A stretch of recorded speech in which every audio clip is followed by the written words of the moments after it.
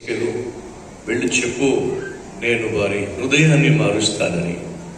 వెళ్ళి చెప్పు, నేను వారి మనస్సును మారుస్తానని. వెళ్ళి చెప్పు, వారి రాతి వంటి కఠినమైన హృదయాన్ని తీసివేసి మంచి మనసు ఇస్తానని వెళ్ళి చెప్పు. ఈరోజు ప్రియ సహోదరి సహోదరులు, ఈ నూతన సంవత్సరంలో ఒక నూతన వ్యక్తిగా నువ్వు జీవించాలి అని దేవుడు ఆశపడుతున్నాడు. ఈ నూతన సంవత్సరంలో ఒక మంచి వ్యక్తిగా నువ్వు జీవించాలి ఆశపడుతున్నాడు. అప్పుడు నువ్వు అనేది ఏమిటంటే, నా వల్ల కాదు బ్రదర్, నేను చాలా ప్రయత్నం చేశాను ఒక మంచి వ్యక్తిగా ఉండాలి, చాలా ప్రయత్నం చేశాను నాకున్న ప్రతి పాపం నుంచి బయటపడాలని, చాలా ప్రయత్నం చేశాను నాకున్న అలవాట్ల నుంచి బయటపడాలి, నా వల్ల కావట్లేదు. అది నీ వల్ల కాదు.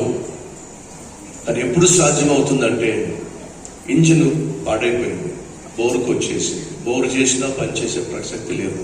అప్పుడు ఏం చేస్తారో తెలుసా?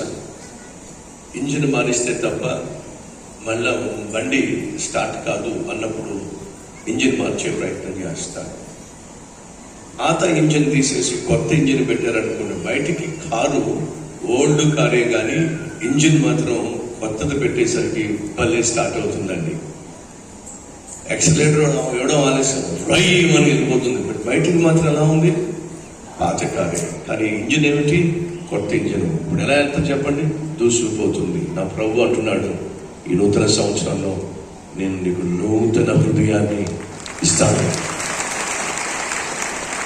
20 సంవత్సరాల ఓల్డ్ కావచ్చు, 25 సంవత్సరాల ఓల్డ్ కావచ్చు, 30 సంవత్సరాల ఓల్డ్ కావచ్చు, 40 years ఓల్డ్ కావచ్చు, 50 years ఓల్డ్ కావచ్చు. దేవుడు అంటున్నాడు, మనిషి నువ్వు పాతవాడు ఉండొచ్చు, కానీ నీ హృదయాన్ని మాత్రం కొత్తగా మార్చేస్తాను.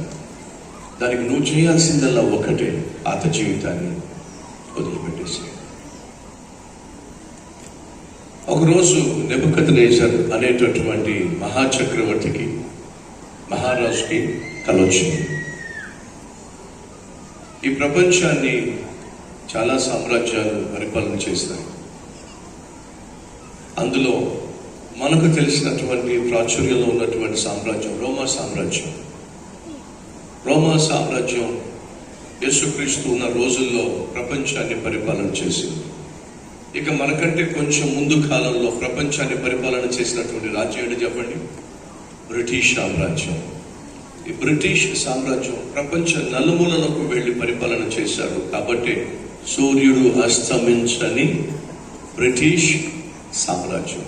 సూర్యుడు అస్తమించని అని అంటే వారు పరిపాలన చేస్తే ఇక సూర్యుడు అస్తమించడా అని కాదు. ఇప్పుడు మన భారతదేశంలో సూర్యుడు ఉదయించడు అనుకోండి, అమెరికా దేశంలో సూర్యుడు ఇక్కడ ఉదయిస్తే అక్కడ అస్తమిస్తాడు, అక్కడ అస్తమిస్తే ఇక్కడ ఉదయిస్తాడు. ఇక్కడ వాళ్ళు ఉండి అక్కడ వాళ్ళు ఉన్నారు అనుకోండి, అర్థం ఏమిటి? అక్కడ అస్తమించాడు కానీ ఇక్కడ ఉదయించాడు, ఇక్కడ ఉదయించాడు, అస్తమిస్తే అక్కడ ఉదయించాడు. కాబట్టి బ్రిటిష్ సామ్రాజ్యం ఎక్కడైనా సరే సూర్యుడు అస్తమించినట్టుగా కనిపించదు. ఏదో ఒక దేశంలో సూర్యుడు ఉదయిస్తూనే ఉంటాడు అనేది అర్థం.